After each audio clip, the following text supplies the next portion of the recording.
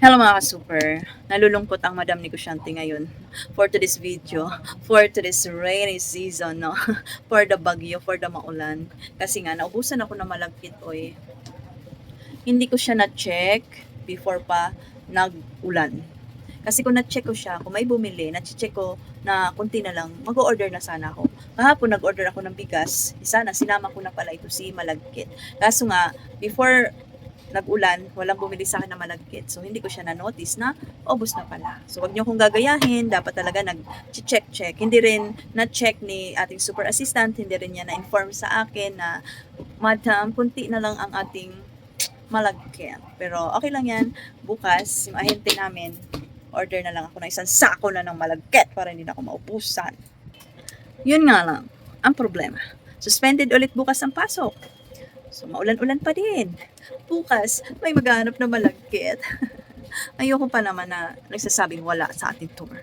Siyempre, hindi natin sasabihin na wala. Naubusan at o-order na tayo. So, bukas, pag maganda panahon, baka pumunta kami ng market. So, makabili na kami ng ilang kilo muna. Pero, doon sa aking supplier ng si Abri, mas mura ang malagkit sa kanila. Pag doon ako kasi sa Abri, sa wholesale, isang sako, binabibenta ko siya ng 60 per kilo. Pero pag inangkat ko lang siya sa palengke per kilo, 70 per kilo yung aking benta sa malagkit. Ang super mabili ngayon dito sa Rosia Mini Mart, ngayong maulan na panahon, na may bagyo, na may baha. Diyos ko po Lord, binaha dito sa amin. Buti na lang sa street namin hindi umabot ang baha. Sa ibang bahay, pinasok yung kanilang bahay. Wait lang. 172, 172. Primo.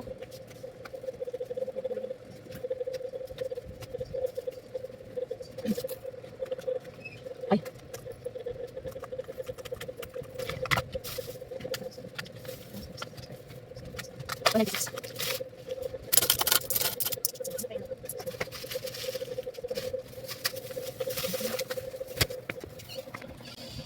So, ayun nga, kaya mabili kanina ang pangsopas at pangchampurado.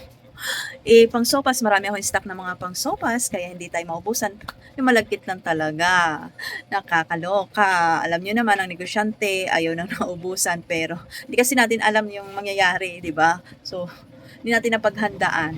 No? Hindi din natin kasi na-check kung wala na ba.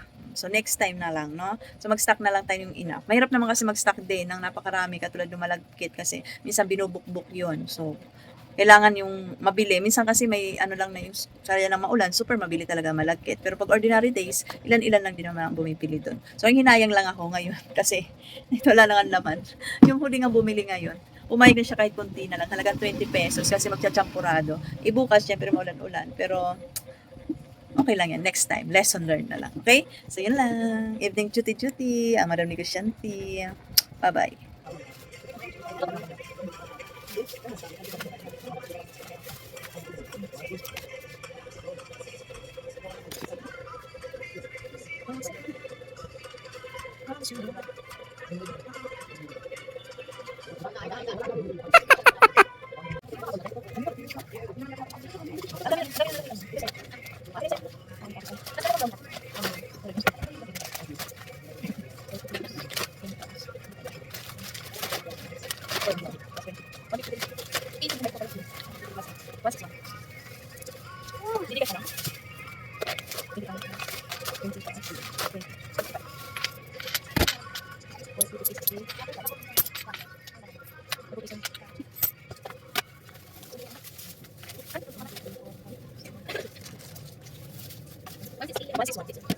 Kasama pa yan?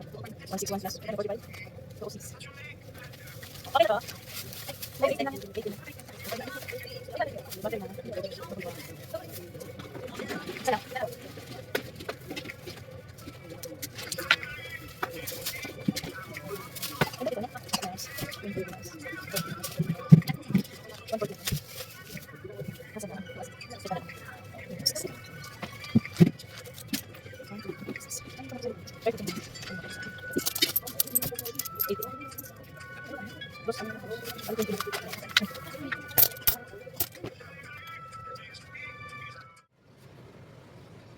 Duty na tayo, evening duty. Ang Madam Negosyante, fresh from the bathroom. Kahit malamig ang panahon, maligo pa din ha. Lalo kung super tendera. O diba, naka-lipstick. Diba, namumula lang yung mata ko. Pero ay mag-out na yan. Siyempre, kailangan maging mabango tayo. Siyempre, nag-init ako ng tubig kasi malamig. Malamig. Maghapon ng ulan, grabe, shush. Ang lamig, baha na sa ibang barangay. Wawa naman sila, oy. Yan lang talaga, di binabaha dito sa Rosia Minimart. Huwag naman sana. Ano kang bahain, oy. Hirap na may baha. So, syempre, kahit maulan, negosyante pa din tayo. Bango ah.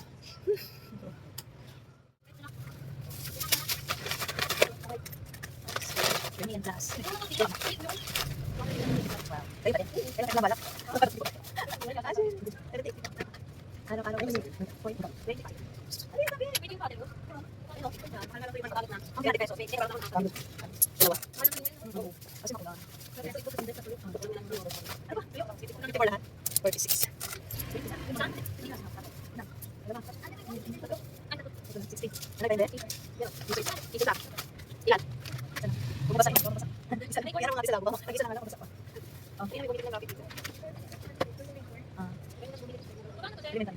yan? AC? 40 yata yan.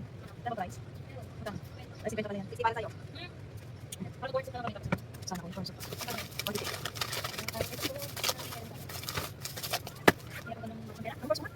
150. Wow, 2 years na. Sana ko.